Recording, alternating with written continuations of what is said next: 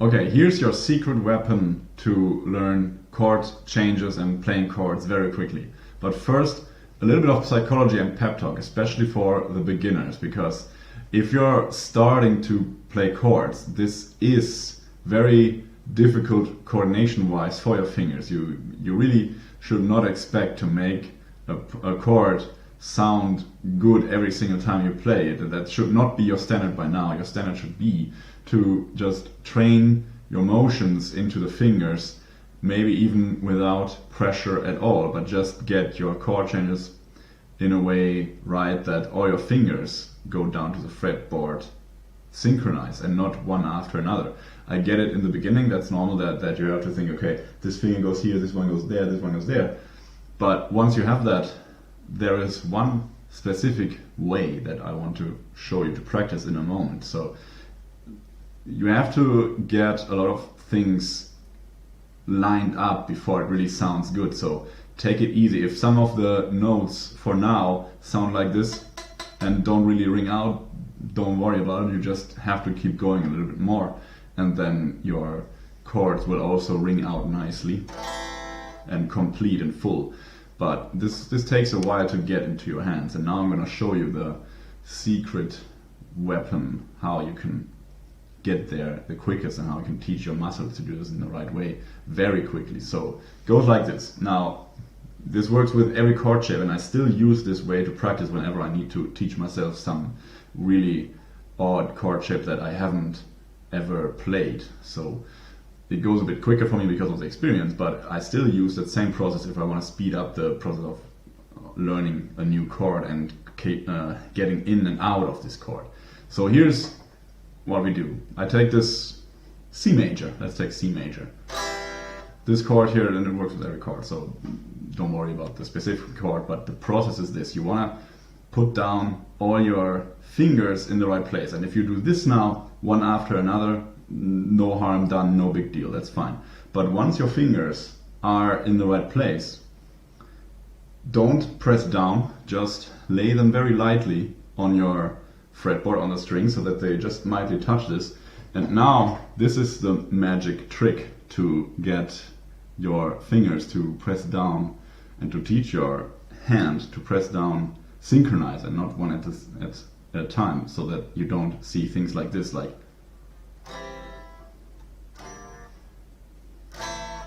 that's not what we want. So here is how you do that. Your fingers are now in the right spot, and you don't need your right hand for this at all. You can keep it behind your back if you want. So you just keep pressing like this in short bursts, and you press down the guitar strings all together, synchronized, like all fingers at the same time, as if you're squeezing, but just with the fingers that are on the guitar. Now this is just the first stage. The next stages you shouldn't rush in the first place, but I show you now how you progress through this. What will happen, or what you should do next to be able to get in and out of chords from wherever you are, is gradually lifting your fingers up from the fretboard. This is what it looks like now from the side here. So I'm hovering over the fretboard a little bit, and this is even very far, so you can lift them up even lower, like less distant, but they hover over their respective place. So if I turn this now, my hands are still in the C major position, and I'm just pressing down from here, from 5 millimeters, 3 millimeters distance, and keep practicing my chord shape like this. Now your overall goal with this exercise should be that from a neutral position like this, you can go into any chord shape you want. Now I have to say at this point that this is not how you should change chords in practice, okay? Like if you're playing for real, it should look like this. Like very small, efficient motions and quickly, but this is just to train yourselves to direct your fingers in the right spot at the synchronized time, all at the same time. Now, when you progress through this, if you notice that your fingers don't land in the right spot immediately, like let's say this finger, the ring finger suddenly lands here between the strings or wherever, then you have to just go back a little bit and keep practicing on a lower level again, so that your fingers get more fundamental practice in. And you don't have to do this with just one chord. You can do it with 1 minute with one chord, 1 minute with another chord, and the more often you do this per day, the faster you will progress through this. And I'm not saying the longer you practice this, but the more often you do this per day. So if you do this every half an hour for a minute or something, that will be very, very effective, and you wake up the next day and you feel like, oh wow, I can do this kind of chord changes really quickly. So the very final stage would be, now let's say you learned 3, 4, 5 chord shapes like this, and what you want to do now is to get from one chord into the next. So you can take 2 chords, for example, let's say take C and A minor.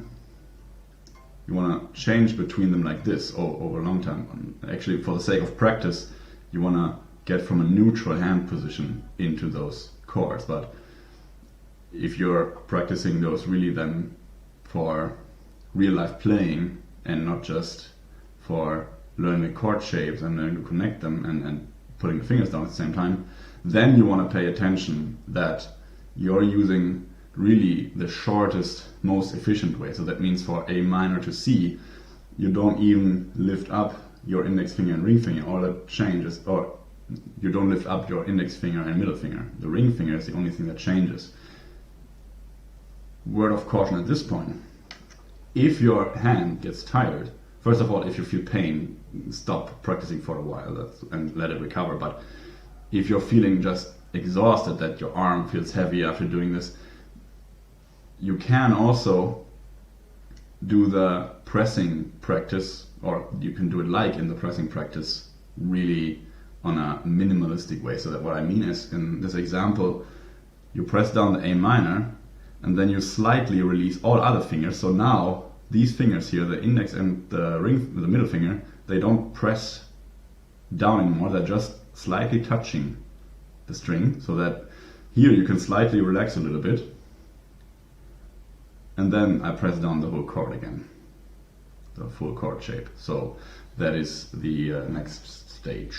So summing up, you want to practice with one chord shape at a time while you're still in touch with the string.